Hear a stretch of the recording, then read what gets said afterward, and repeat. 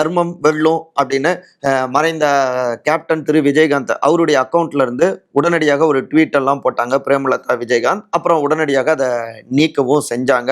இருந்தாலும் ஒரு கோபம் தேமுதிகவினர்கிட்ட இருந்துகிட்டே இருந்தது.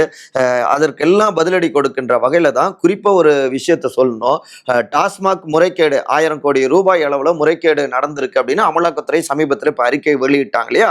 அதை ஒட்டியும் பிரேமலதா விஜயகாந்த் அவங்க பேசுறப்ப பொத்தாம் பொதுவா எதையும் சொல்லக்கூடாது, அந்த குற்றச்சாட்டு நிரூபிக்கப்பட வேண்டும்.